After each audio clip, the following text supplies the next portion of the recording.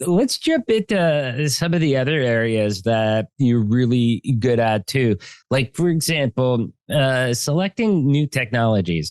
I have my two talking points that I always do whenever I do a podcast interview. And I have two main points that I always try to make when you're selecting a new tech stack solution.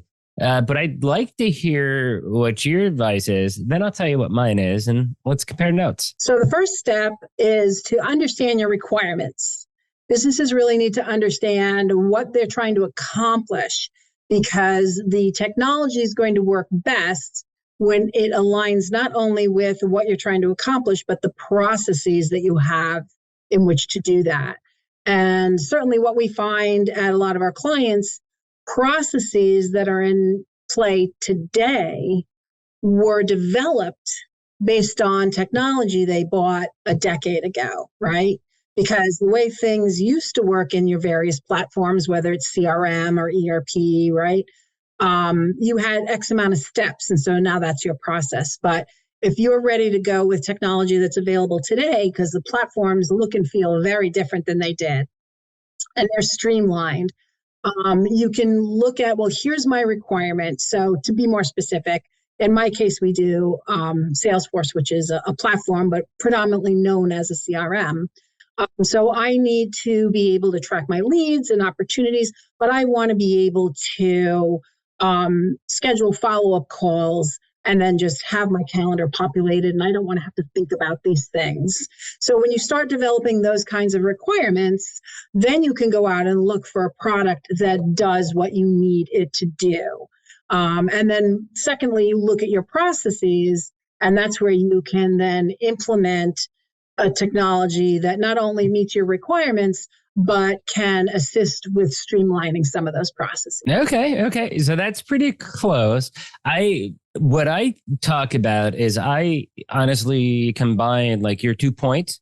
I combine those pretty much into my first point. And to sum it up is where I tell people you've got to make sure you get the right solution. If you don't get the right solution, if you get the wrong solution because somebody just dropped their pants and they're giving you like NetSuite does, like, oh, we'll give you 80% off, that makes it hard. And sometimes you're buying off a price instead of what actually fulfills your needs.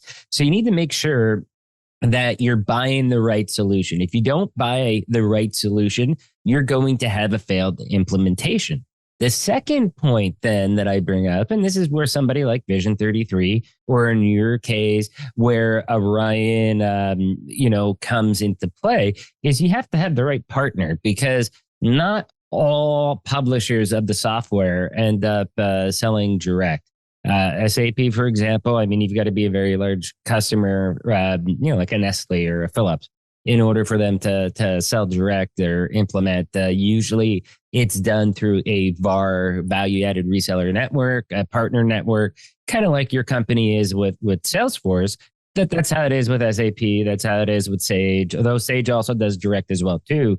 But you got to make sure that you have the right partner that's able to implement your solution as well too, because if they don't implement it successfully, okay, you're going to have either a failed implementation that would be just as bad as if you picked the wrong software solution, or you're going to end up having a vanilla implementation that really maybe it fixes some of your critical needs, but it's not really utilizing the system to the full force and capability of what it could do to address all your needs. And they're pretty much the two talking points that I usually end up going with. And it seems to have an impact on people. Like, they understand it then when they look at it, in those two separate parts. Like, okay, one is software. And it's kind of weird because in a way it's like I'm encouraging them, okay, find your software, then go out and kind of shop and find the best partner that's going to be able to take care of you throughout not only just your initial implementation, but also post-implementation. What does their support look like? What about future upgrades? How do they handle that? Or if you need to add on more solutions, how's those processes look? You've got to kind of keep one eye on the present, but also have one eye on the future as well too.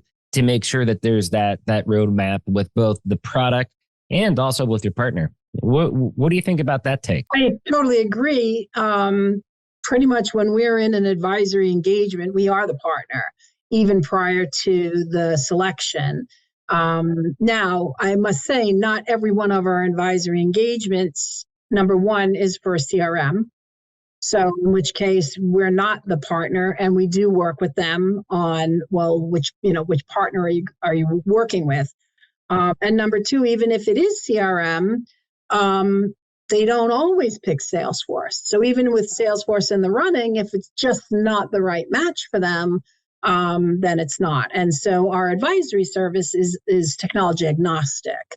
However, if we're in there and their selection is Salesforce, then we are the partner. And so that doesn't come up.